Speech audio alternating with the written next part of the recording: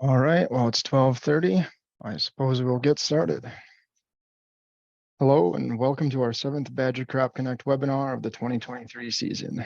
I am Sam Bibby, Regional Crops Educator for Sauk, Vernon, and Juneau counties, and I'll be your host today. The Badger Crop Connect series aims to provide timely crop updates for producers, agriculture professionals in Wisconsin throughout the growing season, and is jointly sponsored by UW-Madison Division of Extension Crops and Soils Program and the UW-Madison Nutrient and Pest Management Program. I took these pictures. Sam, you bumped your mute button. How much did you miss? Just a couple sentences. Okay, well, we got the sponsorship thing or not yet? Yes, just Okay. the pictures actually is when it stopped. Okay, no worries. Yeah, these are just a couple pictures I found from around my area the last couple weeks. I think a lot of folks are seeing similar things. A lot of spotty cornfields. We got some wilted beans on knolls and in drier areas, and quite a bit of drought-induced potassium deficiency there on the right. As a recipient of federal funding, UW Extension is required to collect information regarding its outreach efforts. As part of your registration for this event, we requested that you provide your demographic information. All information is collected and is anonymous and cannot be tracked back to you. Thank you for your assistance, and we will start the webinar in a minute or two. Let's see, we got our next slide, I guess, Natasha. Yeah, while many of you are familiar with our virtual presentations and the Zoom platform, I'm going to go over a few housekeeping items. Please keep your microphones muted and videos off during the webinar. The mute and video controls are located on the bottom left-hand side of your screen. Also, please feel free to type your questions for our presenters into the chat box at any time. The chat button is located in the bottom center of your screen. We will answer as many questions as we can as time allows.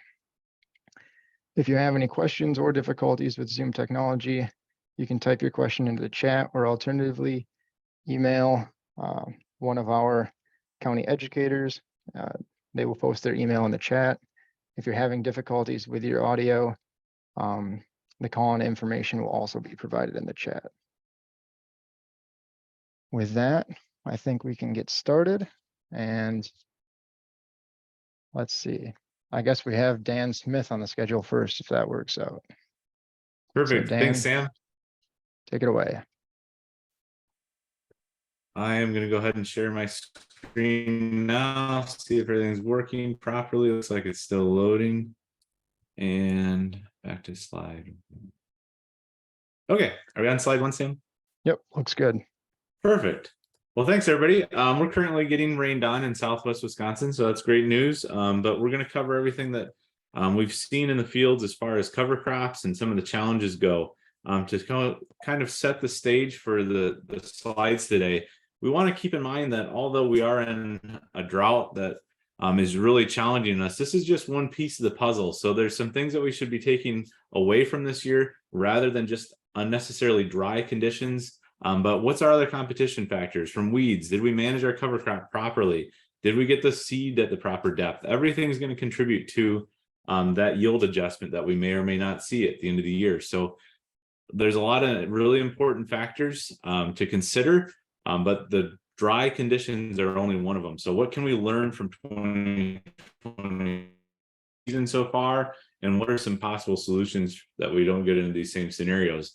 I've gotten a ton of questions about nitrogen and nitrogen availability this year.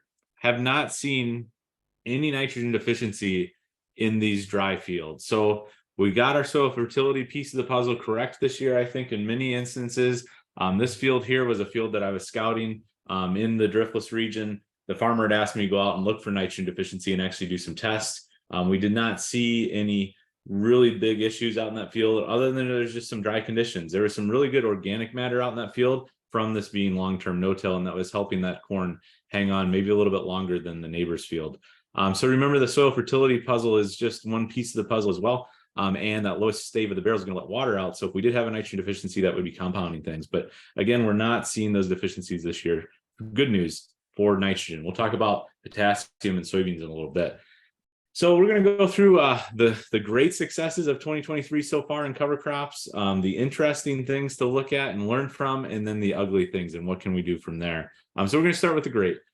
This was a plot at Lancaster that we've had continuous silage harvest on for a corn and soybean rotation for the last 6 years. This year we had 2.14 tons of dry matter yield from this particular study. We harvested that rye on the 23rd of May. The rye biomass suppressed a lot of winter annual weeds and early season broadleaf weeds. And then we had a glyphosate plus pre and post program applied to this plot for weed control. You can still see a few weeds struggling to die, and we'll talk about that a little bit later in the photo. Soil fertility was based on soil test optimum levels, and then we planted the same day we cut the rye. Precipitation's highlighted there. We got very little precipitation up until the last 2 weeks on these soybeans, less than an inch of precipitation in 6 weeks. We did thankfully receive a little bit more precipitation at Lancaster. But again, this has been a stressed environment. The soybeans look really good. I'm really surprised. And this photo was just taken yesterday. The good, but maybe not great, is the corn. So this is exactly the same treatment, rylage, planting the corn into that residue, and then again, very limited precipitation. This field is less than 300 feet from the other plot. So they're very close together, very similar soils. Corn looks pretty good. It's farther behind than what we'd want it to be. Normally we want to be in the maybe even the early reproductive stages of corn growth at Lancaster by now, here on July 12th, but we're still hanging in there. The corn looks good. We've got some season left. So this is good, but not great. But what if we didn't do the rylage thing? What if we didn't harvest that 2.14 tons and we just went in and we did maybe a 2-pass tillage system? This is directly across the alleyway, and this is what this corn looks like. Yeah, it's a growth stage ahead of that corn that we harvested the rylage off of, but check out the drought stress. That was remarkable to walk through these two fields. We saw a lot of drought stress in the soil. This has been continuously tilled for many years. This is some soil fertility and plant disease research occurring in this field. Again, very heavy tillage, a little bit less water holding capacity. We haven't gone through the data and done any calculations on that yet, but you see in that drought stress really quickly accumulate in that field. So what are we seeing that's interesting? This is from the same system study that Dr. Rodrigo Worley's team works on, and I'm allowed to collaborate with them on. And these are 3 plants that I pulled from that study back on the 22nd of June. Plant number 1 is a conventional till for 6 continuous years, rotated between corn and soybeans. So for 6 years, we've always chisel plowed this plot and then cultivated it in the spring. Very limited soil moisture before a 6-inch rooting depth. So you can see those root differences there in the photo. Photo 2 is no-till for 6 years. There was a lot of soil moisture at 2 to 4 inches, and you can see where those roots are hanging out. I'm sure Dr. Lauer can explain those differences to us and may get to that in his presentation, but you can see those roots are really responding to that soil moisture level, because we move on to plant number 3. That was planted green into rye. That was terminated the same day as planting. That's a really key detail this year. Great soil moisture at 1 to 2 inches. Now, unfortunately, there's a pretty significant difference now today in those plots in the way they look. There's significant difference in how far along they are too. The tillage plot is farther along in the growing season, but again, are we going to stay dry? How quickly are things going to catch up? We don't know. But that's just something that I challenge everyone on the call today, is to go out to your fields, go out to your clients' fields, do some scouting with the shovel, check out what's going on below your plant line. Cover crops in 2023, the interesting continued potassium deficiency. Sam opened with a great photo of this. This is actually in winter rye. The good news is the soybeans are going to continue to grow out of this deficiency if adequate plant available potassium exists. We'd confirm that via a soil test, not a tissue test at this point in the growing season. There's going to be little to no yield loss after recovery. So we don't have to worry about this becoming a yield concern if our plants are allowed to recover. But obviously we think back to the staves in the barrel, or that very first chart. Our moisture is our limiting factor here, and the potassium deficiency is a carryover effect of those dry conditions and the plant not being able to reach that potassium quite yet. Challenging. we have fields where we had on the 22nd of June, VE corn, all the way through V3 corn, all in the same, several feet. So we have corn that's just emerging, and we have corn that's ready for a post-emergent weed control pass. This was creating a lot of challenges in soybeans because soybean herbicide labels are very much so linked to those early growth stages, and how are we going to control some of those weeds? This is really challenging. This is something we could never plan for. I had some photos shared via some colleagues in NRCS of some crusting and some chilling injury that were really interesting. These, again, were all in planted green fields. Heavy rye residue. These are experts in planting green. So there's just some really interesting challenges occurring this year that were interesting and things that we don't normally see. But again, huge challenges agronomically, and how are we going to move forward from these? This is very similar, but we can start to think about with corn, is this a nitrogen or allelopathy issue? So this is heavy rye residue. This was planted green, terminated 2 weeks after planting. A bushel of rye was planted. Again, this is June 22nd. So we can think about, is this allelopathy? This photo was taken yesterday at Lancaster. This is not a nitrogen or yield. However, this is a concern of maybe seed to soil contact, possible soil moisture differences within that seed zone, depth issues, that type of thing. Because this was a no-till field. There was no rye out in this field, and we're seeing very similar things. There's still corn germinating. The seed is surprisingly there when you go out and you dig in these fields. This field I thought was really interesting. This was actually after a little bit of tillage and alfalfa. There's a lot of stand challenges out there. You can see that V6 plant next to that V3 plant. The seed's always present in the cases that I've dug in this year. We've always found the seed at an appropriate depth. However, sometimes we've seen that seed be planted into a really dry seed bed. So it eventually germinates. So possible seed to soil contact and soil moisture issues to think about. But again, this is really troublesome and worrying. We're seeing these fields on the 12th of July. It's probably time to consider talking to our insurance agent, talking to our agronomy team, talking to our nutritional team, and figuring out how much feed we're going to need, what we can do, what are some alternative forage options, and how we can move forward with plan B or plan C. This is by far some of the most stressful situations that I think that we've seen this year, is just some of this corn emergence challenges in these high residue environments. Competition with rye was something that I thought a lot about. And this is, again, from a little scouting trip yesterday, and trying to figure out what else we can do to get this corn going along a little bit further. So this is a study we have planting green into, again, about a bushel of rye, seeded mid-May in different nitrogen treatments. I just chose to select the zero nitrogen plots because I thought there were some really interesting things to look at. There's a 2 growth stage difference between the corn that was planted into rye and no rye.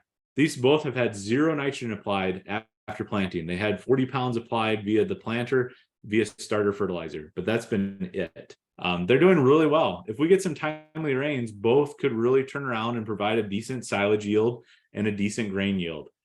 It's really interesting to look at these fields. I would argue that the zero nitrogen no-till field looks just as good as any no-till field that's had nitrogen applied within, say, a quarter mile of this field. Really surprised at how well that's doing. We haven't had a lot of rain to flush out all the nitrogen out of the system. And this is after soybeans. So we have an additional 40-pound credit from the soybeans. So you can start thinking about, well, actually that's maybe had about 80 pounds of nitrogen applied to it. Looks really good. And again, very limited rainfall. If we start to get some rainfall, this stuff's going to turn around pretty quickly. To be determined. There's some interseeding that occurred in the last couple of weeks. That made me nervous. I didn't interseed anything this year. I was not involved in a study where we did cover crop interseeding, and I recommended that we consider not interseeding in some cases because of those dry soil conditions. So if you did do some interseeding, I really hope that it's very successful. But if it's not, don't get discouraged. Try it again in a future year where we have a little bit better environmental conditions. So that's to be determined. So now in the last 10 or so minutes, I wanted to spin more so into a more positive presentation. We're going to cover combine cleaning, but I challenge everybody to find some positivity for this year. Dig some plants and learn from 2023. I was lucky enough to go out with Tony Pyrick, Dodge County farmer, and scout some of his land here a couple weeks ago. Some really cool things are happening in some of these fields, especially under heavy residue environments. If we had some experience and we had some years of doing this in the same field for a little bit of a time, we saw some really good looking crops. On the field tour with Tony, we saw some really cool stuff. There's a lot to learn out in these fields, and I think we're still going to see some good things happen from 2023. According to USDA, there's 220,000 acres of winter rye planted. Only 10,000 acres were planted for grain or seed production. So that means there was 210,000 acres of rye planted for a cover crop. So there's a lot of us that are working on this on farms, a lot to learn from. So I challenge you to go out and dig some plants, look at some fields, see what's good, see what's bad. All right, so we're chatting about combine cleaning already. It seems a little bit early. It's not. And that's because we had a lot of challenging conditions to kill weeds in. These are from Lancaster from yesterday. We have a giant ragweed plant that's 100% healthy next to a giant ragweed plant that's struggling to live, that will probably regrow and produce seeds. Anyways, these were all sprayed with a pre plus a post program. The giant ragweeds were on the left.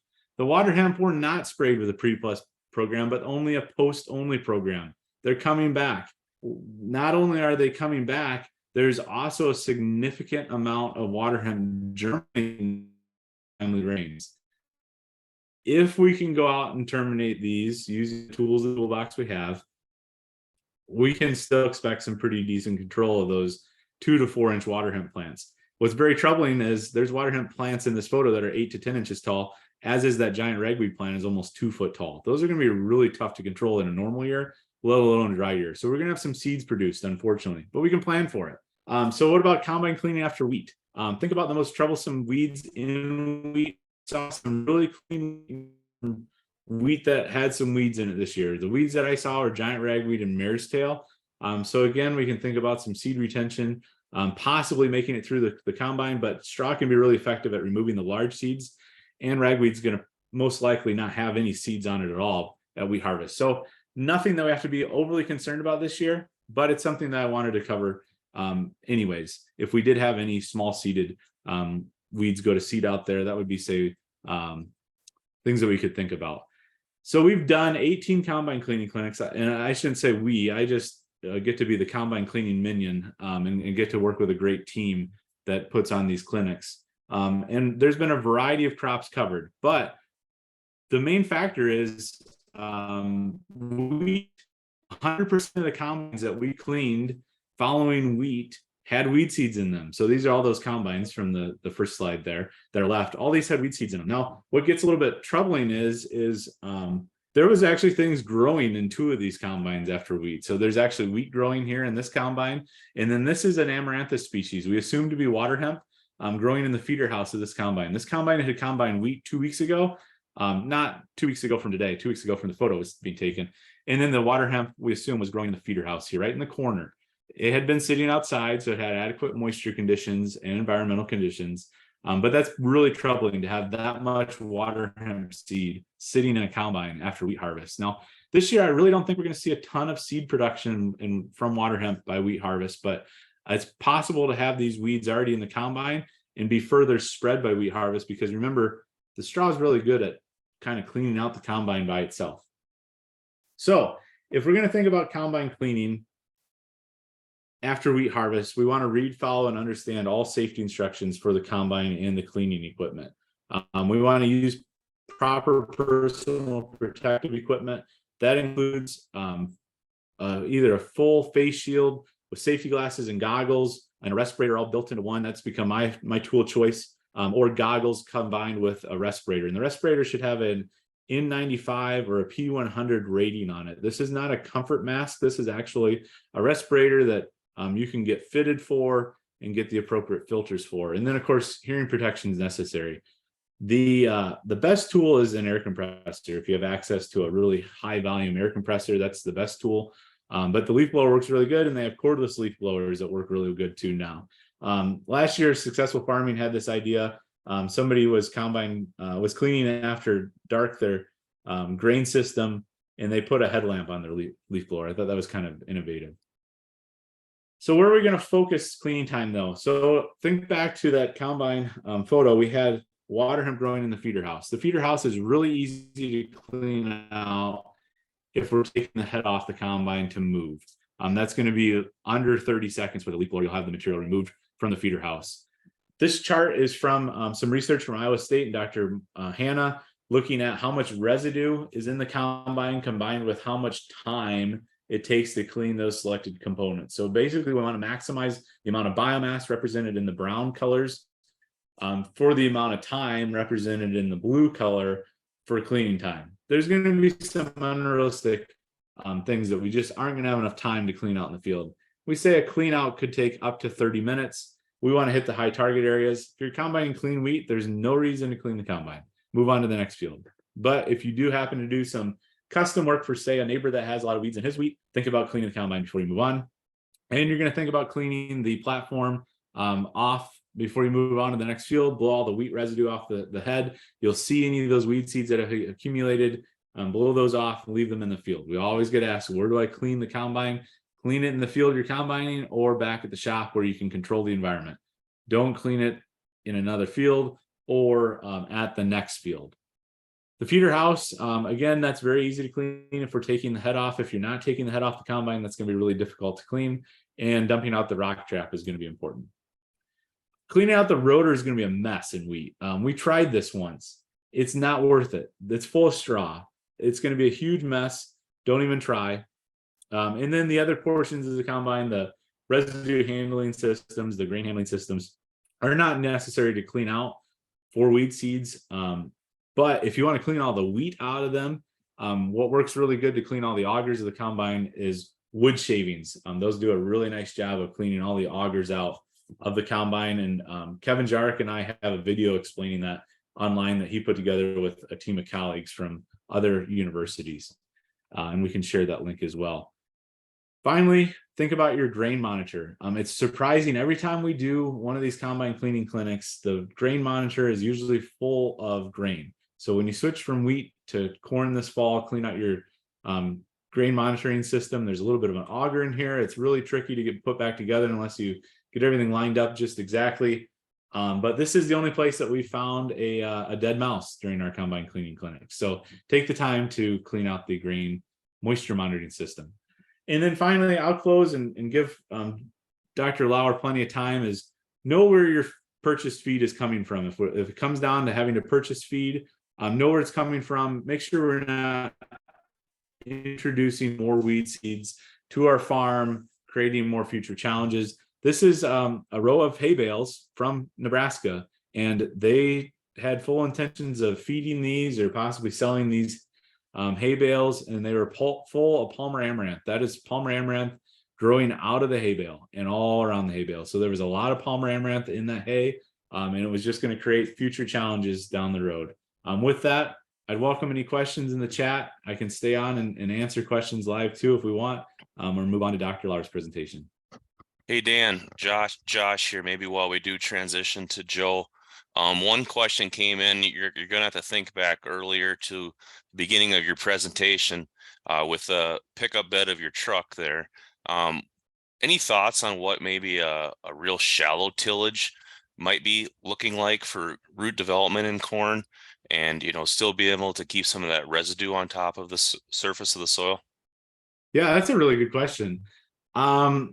I think the roots are going to be a little bit deeper in that field because that first tillage pass would have dried out that top maybe 2 inches. I'm thinking of a vertical till or even just a one pass field cultivation.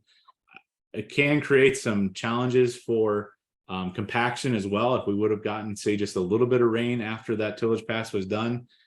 So I think that would be interesting to go out and dig in that field. I don't know if I helped you out or not, Josh, but I'll look at the reference in the chat too. Yeah, maybe check the chat, Dan. Maybe you can do some back and forth. Thank you.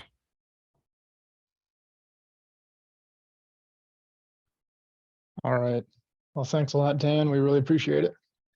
And with that, I will introduce Joe Lauer. He is our UW-Madison professor and extension-funded faculty of agronomy, and he'll be talking to us today about corn pollination and development stages, and maybe some tidbits about the drought, I imagine. Take it away. All right, thanks. Good afternoon, everybody. Can you hear me? Yeah, you're good, Joe. Okay, all right, just make sure. slides are on. All right, well, if you have any questions at any time, feel free to stop me. We can get back on track here a little bit.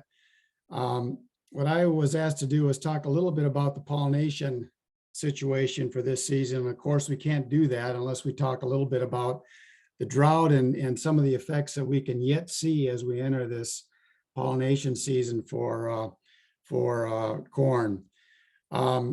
Just a quick recap here, just a couple of slides showing what's going on around the country. You can see that Wisconsin's got some areas now that have severe drought, but a lot of the drought really is in Nebraska and Kansas and down into Missouri and things where there's some real serious problems going on there. If you look at Wisconsin, mostly Dane County, Sauk County are pretty affected. And if it's mostly the bottom 3.5 tiers of counties in the state that have some severe drought going on, and then also way up in the northwestern part of the state. So these are the ones that are the areas that really are seeing some effects of drought. We have 14 locations where we planted corn around the state. And one of the characteristics of our efforts in terms of evaluating hybrids is that we're able to get our plots planted pretty early. And because of that, we haven't seen a lot of effect on drought yet on these plots. We're seeing a little bit of an effect down around Montfort, and we're seeing some effect up around Spooner. But really, like in Galesville, up in this area in here, they've been getting about an inch of rain a week, and you can see some areas that are just kind of dry and not nearly anywhere into a drought.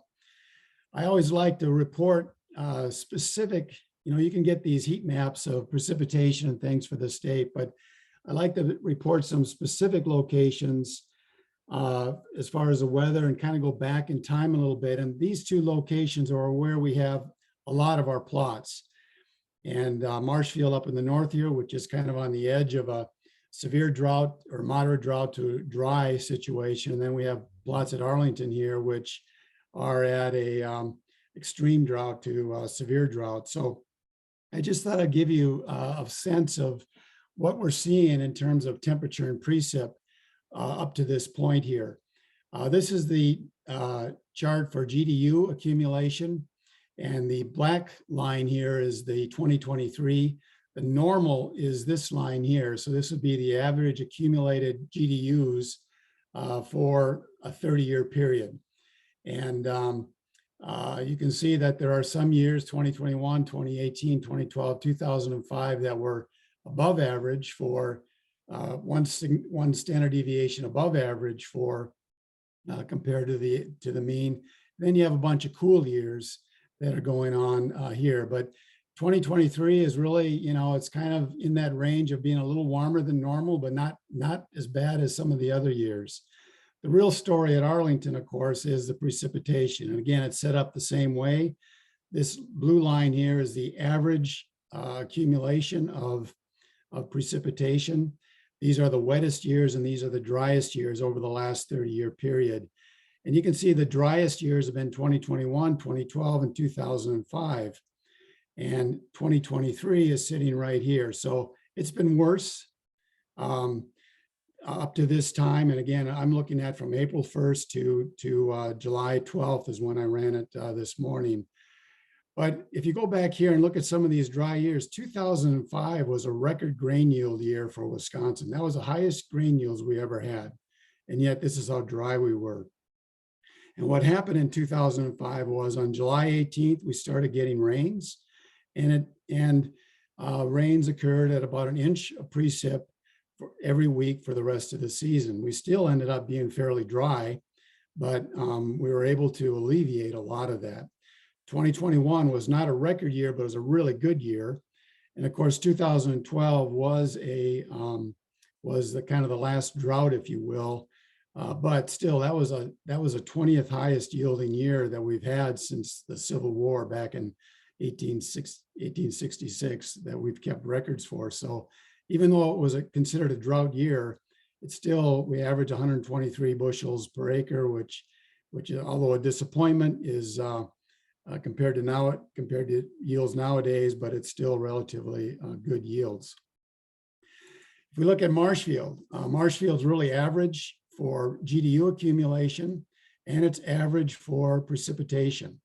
And again, the driest years up at Marshfield have been 2006, 2005, 1997, and 1995.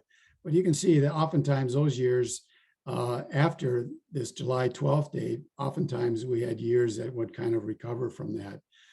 So that's kind of where we sit. I thought I'm always curious to see historically how this compares to some of the real dry years. And I went back 60 years at Wisconsin, and this black line again is 2023. The normal sits right here. And these have been all the driest years that we've experienced at Arlington. And so years like 2021, 2012, 2005, 1989, 88, 80, and 1976 were all the statistically significant drier years for this time period up to July 12th. But you can see some years like this is 1980 where we started getting rains and actually ended up to be fairly wet year that particular year. The point I'm trying to make here is that we still have a little bit of time where the window's rapidly closing, but we've gone as late as July 18th, and there's kind of two things that kind of dictate the effect on fields. One is going to be the water holding capacity of those fields. Obviously, lighter soils are going to hold less water, 1 inch to 1.5 inches, versus heavier fields that'll hold 2 to 2.5 inches of water per foot of soil. And again, remember that corn roots can grow, 3 feet to the side. So they're oftentimes growing into the next row, past the next row, and then 5 to 7 feet down into the ground. And they're exploring that whole soil volume. And as long as we don't get a lot of warm days where we have temperatures above 94 degrees, where the corn plant basically shuts down and no growth or photosynthesis, or put it this way, respiration equals photosynthesis or more, we can still get some growth going on. And oftentimes that growth is diverted to root growth to explore that volume of soil a little bit. Once we get into pollination, though, the whole structure of the whole partitioning of photosynthetic food that's produced changes, and a lot of it starts going into the grain and the grain becomes a big sink rather than the roots and the stalk and the leaves later on in the season. So basically, if you look at a field, again, this soil volume can be quite large. Basically, what we're measuring within a crop is evaporation from the soil as well as transpiration. And transpiration is kind of like us perspiring. We have perspiration. Plants go through a process called transpiration. And basically, water molecules are moving from the roots through the stalk to the leaves and out the stomates. And as that water moves out of the stomates, it's converted from a liquid to a water vapor, which takes a lot of the energy out of those leaves and cools the plant down. And so this is basically what's happening out there in the field. And of course, you can increase the amount of soil water by rainfall and irrigation, and also some of the capillary rise that you can get from groundwater. And you can also decrease it through evaporation from the soil as well as transpiration, and then any runoff and drainage that can occur. So with corn, as you look at the evapotranspiration that occurs during the season at different stages, we're kind of right in here, the 16 leaf to VT stage. These plants are using right now about 1/3 of an inch of moisture per day. And every day that you see the leaves start to roll up or become that pineapple-y kind of a shape, what the plant is trying to do is increase the relative humidity where those stomates are and basically prevent water vapor from emerging from flowing out of the stomates. And when you start to see those plants start to roll up at 9 o'clock in the morning, basically where the plant's going to go through that whole day stressed, you're starting to lose about 2.5 to 4 bushels percent per day every day that you start to see that. And you can see right now we're entering into this period where we're really starting to see, going to see some real yield impacts that can occur as we move from the tasseling through the silking and through the lag phase of that grain filling period. After that, evapotranspiration starts to go down, and we don't have quite the yield impact that we can have, but we can have up to 3 to 8 bushels of 3 to 8% yield loss per day. And again, remember, it's a function of the water hold capacity and the soil and the air temperature that's in the field. And if there are some cooler days, oftentimes there can be some relief where the photosynthetic rate, photosynthesis goes to those roots and basically allows a plant to increase that soil volume exploration a little bit and relieve some of the water demands that the crop has. But right now, we're looking at about 1/3 of an inch per day. And if we're looking at 5 to 7 inches or 5 to 7 feet of soil profile, at 2 inches of soil water hold capacity, that's 5 times about 2, which is 10 inches of water that can be held within the soil. If we look at how much water we've gotten at Arlington this year, we've only accumulated about 13 inches of moisture since January 1st. And generally it takes about 20 to 24 inches of water to grow a 200 bushel corn crop. And so we're kind of on the edge now, if you will, where we're going to really start to be running out of water as we go forward in the season. So again, some of the things that happen under normal environments, typically we'll have plant heights of 8 to 12 feet. Our leaf numbers will typically be 15 to 21 leaves. We'll oftentimes get plenty of kernels growing on those ears, about 400 to 600 kernels. But as we start to get stressed and we start to get to this pineapple-y kind of corn, usually leaf numbers not generally affected because leaf numbers determined by the V5 stage of development. Corn roots are growing real deep. One of the things that can happen is that you have reduced stem and leaf cell expansion, so you'll have less plant height and also less leaf area. The size of that factory is a lot smaller. The ear size can be smaller.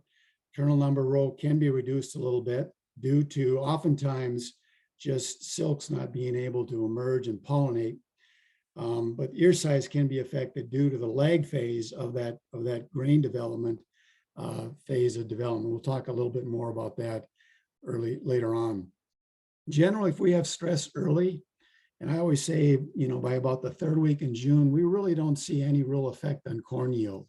But once we get beyond the V10, V12 stages and into this tasseling period where we are now, then we can start to see more effects on yield. And the way it does that is, again, through really the interaction of drought and heat. In other words, water hold capacity and the air temperature that's out there. Drought by itself will affect it, yield a little bit, and heat will affect it. But again, if it's well watered, it doesn't really matter all that much. But this interaction is where we really start to see some tremendous yield effects in the field. And it does that by the most sensitive things that go on within the plant. These are just some different physiological things that go on, but really what's most affected is cell growth. And you see it in the field symptom-wise by the height of the plant. And again, I keep going back to 2005 where I could look out over a field and it was a real short crop that year, but it was a very high grain yield year. And so we ended up with corn silage that year, basically having a very hot, what Randy Shaver called hot corn silage that year. But these are some of the processes that are affected. Photosynthesis or sugar accumulation isn't really affected all that much until we get to really dry situations. But there's a lot of things that can happen within the plant, and most visible is that cell growth part of things. Now, as we enter into this pollination period, the main thing that it affects with any kind of drought stress or even heat to some extent is what we call the neck. Generally, the flowering period of corn lasts about 7 to 9 days or so.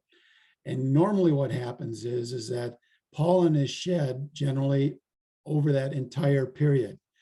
Silks typically will emerge a day or two later, and this overlap between pollen shed and silk emergence is what we call the pollination phase of corn. And it's a relatively short time frame. Soybeans, they'll produce a flower at a node. They'll produce a new flower every day, and they'll do 30 flowers at a node. So they'll be flowering over a 30-day period. Corn has only got about an 8 to 9 day period. And what happens is when we start to get this stress is that typically pollen shed will occur 3 to 4 days earlier than silk emergence. So the overlap of these two processes is only about 3 to 4 days or so, rather than the 8 to 9 days that we typically will see. And so that is typically what will happen in a drought situation. And we're, again, kind of entering into this. But from a management perspective, really be patient here and hold off on management decisions until you can determine the success of that corn pollination. And once you know how well that crop pollinated, then start doing some management options, which we'll talk about here in a little bit. But this is what's going on out there in the field right now. And I know we're getting a little bit of rain today. That's certainly going to help and maybe provide some relief out there. But we're also at a very high demand phase of the crop. And some data that I've often used to kind of show this a little bit is what happened in 1988 in a study published at the University of Illinois. And basically they looked at, again, 1988 was a very dry year. When they had unirrigated plots, the yield was 26 bushels per acre. If they irrigated the full season, it was 150 bushels. If they only irrigated during leaf development, they produced 40 bushels, and from silk emergence until maturity, that's when the irrigation really needed to take place out there. So again, this pollination period is very important.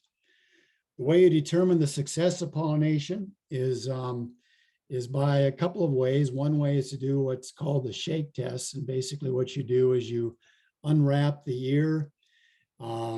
If any ovule has been fertilized, in other words, a pollen grain lands on these silks, that pollen grain germinates and grows down the silk into the ovule, which are these blistery type things on the ear. If it's fertilized, that silk dehisces from that ovary or that ovule. And you can tell how well that pollination success was by the amount of silks that fall off of these ovules. If it's complete pollination, then all these silks will eventually fall off, after, the pollen is quit shedding from the anthers. The other option is to wait until after the lag phase, which is about a 10-day period, and you'll start to see watery blisters that will develop on this ear rachis here. So depending on the success of pollination, if it's poor, you can basically harvest that crop at any time. You're not really going to gain anything. And really what it becomes is you're really looking at silage options there, but what's going to drive that decision is the moisture of that silage as it goes into the storage structure and the bunker or whatever you're using. And oftentimes that crop under drought looks wetter than looks drier than what it really is. And you have to oftentimes use a hay bine or something to knock it down, dry it for a little bit, and then chop it and put it into a wagon to be hauled to storage. It's wetter than you think it is oftentimes. If you have fair pollination, and by what I mean fair, typically we'll have about 200 to 400 kernels that will grow on an ear in Wisconsin I'm sorry, 400 to 600 kernels that will grow on an ear in Wisconsin. Will usually have the potential of about 1,000, but only 400 to 600 ovules will actually develop. And if you would have maybe half of that, 200 kernels or so, then I would call that fair pollination. And more than likely, you should probably leave that for silage harvest, but you just need to leave it and let those kernels fill out and collect as much starch and dry matter as you can. If there's good pollination, then all options are available, whether you want to harvest that for silage or grain or whatever you want to do for that. But typically, again, about 400 to 600 kernels should develop on an ear for just kind of normal good pollination in Wisconsin. Some of the things that happen during the grain filling period is a kernel develops kind of like this. It's kind of an S-shaped curve where you've got about 10 days of lag development. And then you have a linear period of about 40 days and then another 10 days where it's basically maturing. These first 7 to 10 days are just critical. And again, that's why pollination is so important. What goes on during this time is cell division is occurring in the endosperm or the white part of a corn kernel. And once that lag period, it's about a 7 to 10 day period, is over, no more cell division occurs. And all that can occur then is filling of those cells during this lag period or this linear period during the grain filling period. And again, if this is a 40-day period, if you have a 200 bushel yield, that means during this 40-day period, you're gaining about 5 bushels per acre per day, okay, during this time here. At some point, usually around denting or as the kernel milk line starts to move from the crown of the kernel down, you'll enter in a maturity stage where the rate of kernel fill is a lot slower. And of course, black layer is when that typically stops all development. A corky layer forms between the cob and the kernel, and no more photosynthate can move from that cob into the kernel, and that's at that black layer stage. But this first 7 to 10 days kind of sets up what goes on during the last 40 to 50 days of this grain filling period. And most hybrids in Wisconsin typically have a 60-day grain filling period. The difference in maturity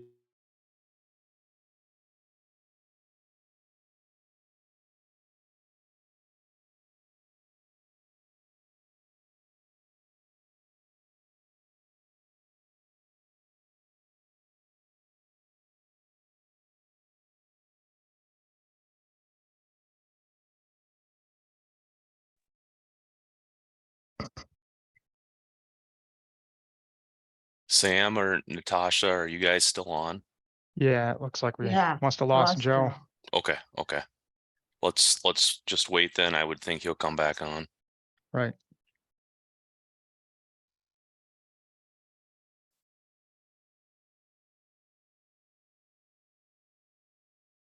In the meantime, I can take a minute and talk about a couple of upcoming events for everybody on. Make sure that if you're interested in attending the Manure Expo, you get, and Jerry can maybe talk about that a little bit too. I did drop a thing in the chat about an event that we have upcoming on the eastern side of the state next week, a week from today, regarding winter wheat and drones in ag. So you can, if you haven't gotten enough of hearing Doctors Conley, Smith, and Luck, you can come up to Abrams, Wisconsin and join us for that free event and also earn 3 CCA CEUs.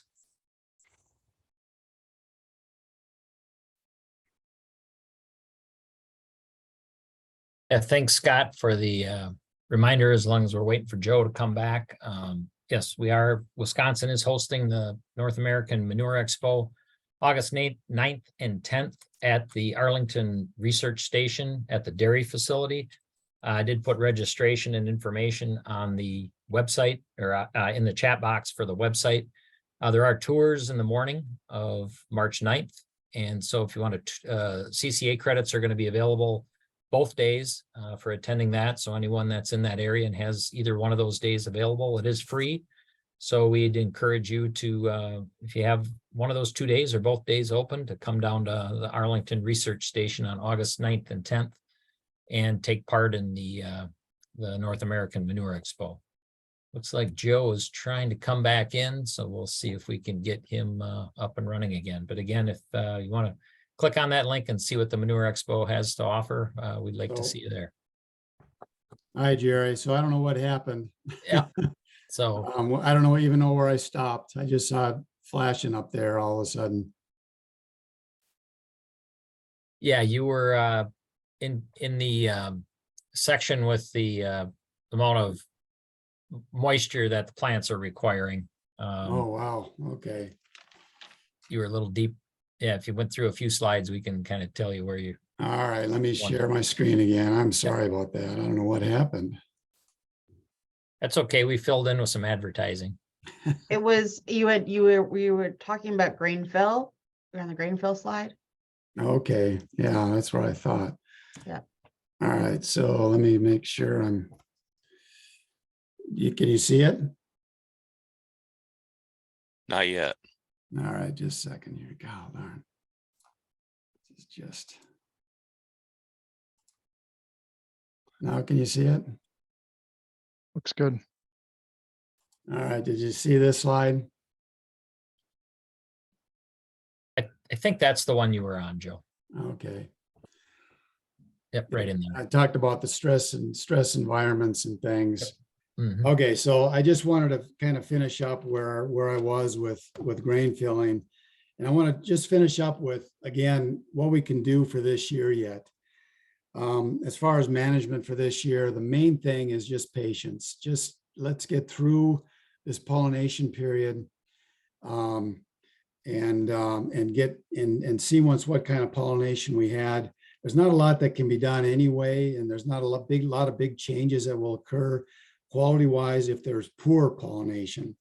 So get through that, make an assessment at that time.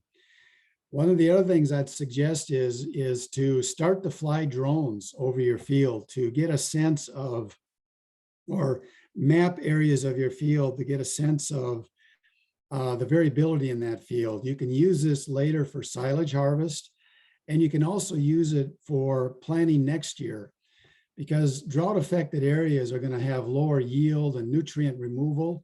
And you can, if you're using variable rate applications of fertilizer, you can basically reduce the amount of fertilizers in fertilizer in some of those drought affected areas. As far as what we can expect this year, no-till types of tillage situations, that's going to be where things should shine this year.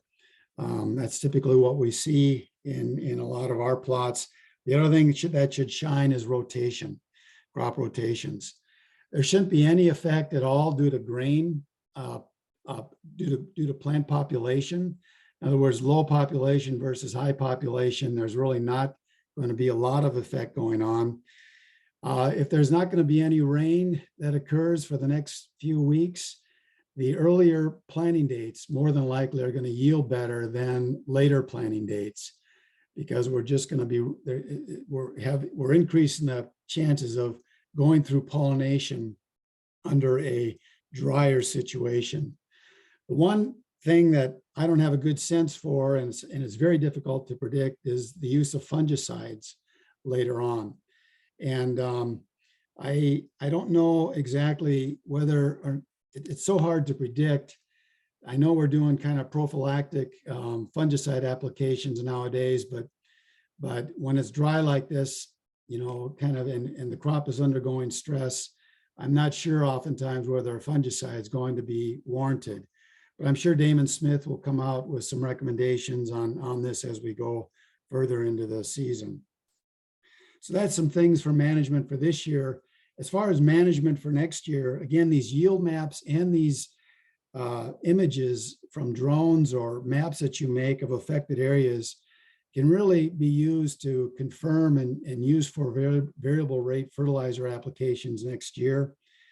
Kind of the elephant in the room, and I know Dan was very positive about this with cover crops, but one of the things that we're really seeing is the tremendous water use of cover crops that were killed late. this year.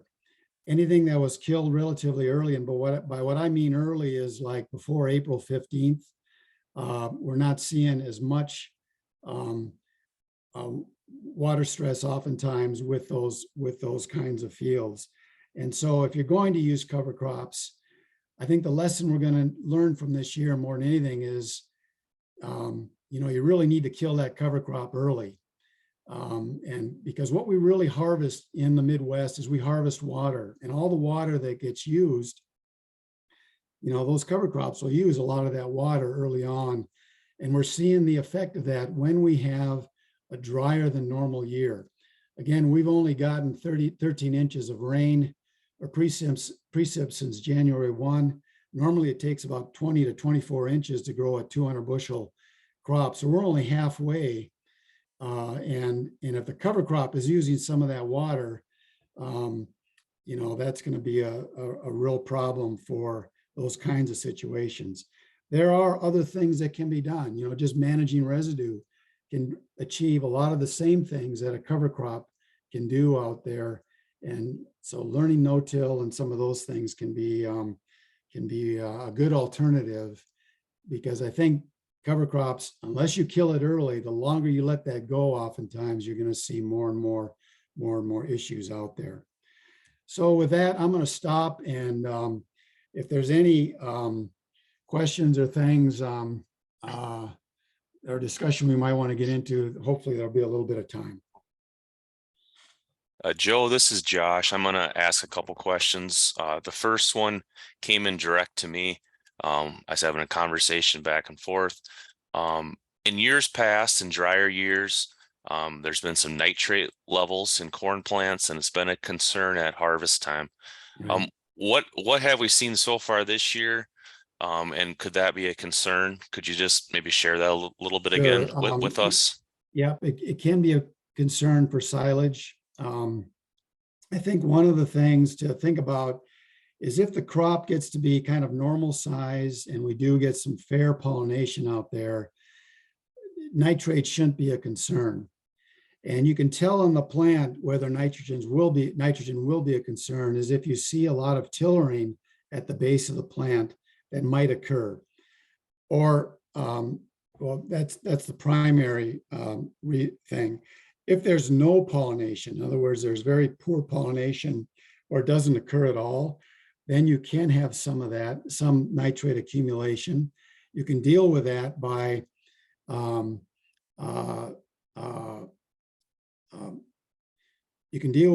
raising the cutter bar. You can also deal with that by, when it's in the silo, just making sure that you get good fermentation.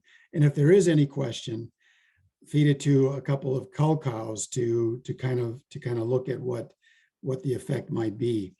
But generally, if you have a fairly good sized plant, there shouldn't be any nitrate problems. It'll only be the problem when you've got a relatively short plant where the concentration of nitrogen in the plant goes up following a rain or following some sort of event that promotes growth, because that's when you'll start to see nitrates being taken up or taken into the plant and accumulated at the base of the plant.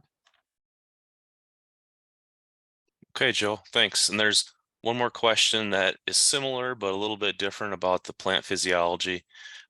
If that ear does not develop correctly, can you remind us about like the sugar dispersal throughout that plant Right. in that situation?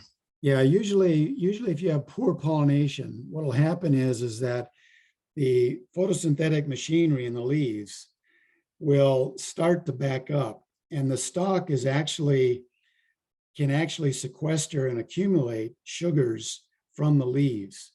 Oftentimes they're accumulated during the day and then transported throughout the night to a growing kernel.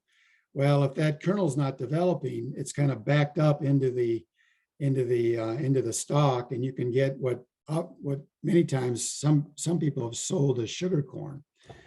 Okay, but it'll only happen for a little while because there'll be a feedback loop that occurs where actually the corn plant can actually turn kind of a deep green almost to a red.